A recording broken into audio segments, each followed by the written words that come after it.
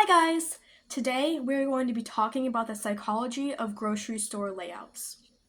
So the first umbrella term under this psychology is we're going to be talking about the Gruen effect. The Gruen effect gets its name from Victor Gruen, who lived in Vienna in 1904. In 1938, he moved to New York City, where he was known for designing retail shops.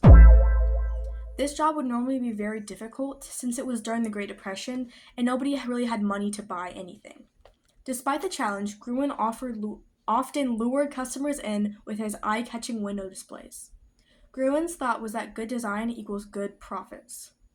The more appealing the inside and displays of the store, the more would be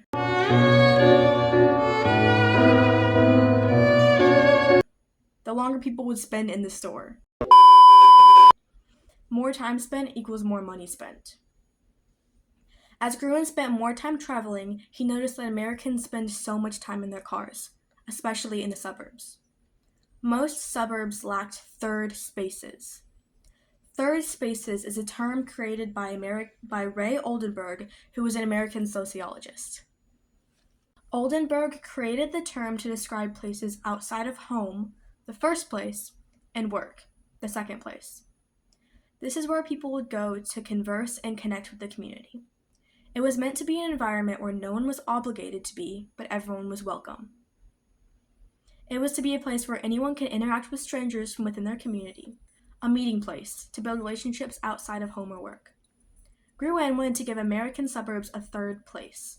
He believed that his structure, the shopping mall, would remedy all sorts of commercial and sociological problems.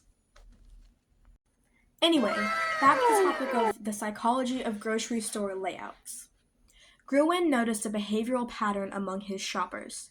Once people stepped into his beautiful creations and atriums within his shopping mall, they became very relaxed. They lost a sense of time and wandered around aimlessly. While Gruen viewed this as positive social interaction, corporate developers and retail executives saw this as a cash opportunity. Corporate retail weaponized his layouts by getting rid of free amenities, community spaces, and libraries. They were replaced by more storefronts and kiosks. Decades later, grocery stores are still using these tactics to maximize impulse buys. Back to Victor Gruen. Before his death in 1980, Gruen returned to Europe, where he grew bitter about what his creation had turned into. In a 1978 speech in London, he publicly disowned his legacy by saying, "I am often called the father of the shopping mall. I would like to take this opportunity to disclaim paternity once and for all. I refuse to pay alimony to those developments. They destroyed our cities." This unfortunately goes to show how money-hungry brands and companies can destroy something that was once so beautiful. Anyway, after Gruen disowned his malls, brands took a hold of his idea and turned stores into intentionally overwhelming and maze-like places to confuse shoppers and disrupt their original intentions. Now we're going to talk about how retailers use the Gruen effect. The Gruen effect does rely on sensory overload and architecture to force exposure to new products. Some common tactics can include, number 1, the maze effect. Stores route shoppers through a fixed path that limits exits and forces them to see dozens of unplanned displays. A prime example of this would be IKEA. Shoppers are forced down a one-way path through mock-up rooms and displays before finally reaching the warehouse. This often leaves shoppers with small items they didn't intend on buying. Tactic number 2 would be feature displacement, which is where stores put everyday items at the very back of the store to ensure that the shopper has to browse and pass an overwhelming amount of impulse buys first. An example of this would be supermarkets, having essential goods like milk, eggs, bread, and butter placed at the far side of the store. This forces shoppers to browse tons of other toys and drinks and snacks before they get to their final destination.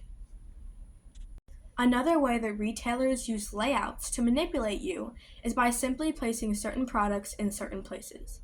For example, stores put the fresh zone in the front of the building. This forces you to see and smell all the fruit and bakery items as you first walk in. This often maximizes shopper spending. Another example would be checkout lines. They are essentially designed as traps. If you ever feel hungry or tired in the line, you are surrounded by accessible small items like candy or soda. In conclusion, just be aware of the traps and make sure not to fall into the cycle of overconsumption. Thank you for watching. Bye! You didn't have to cut me off like that. We were nothing. Just a disclaimer, I will still be shopping at IKEA. I love IKEA. Also, I did write my entire script myself. I didn't use AI or anything. It's all my script. I have multiple pages.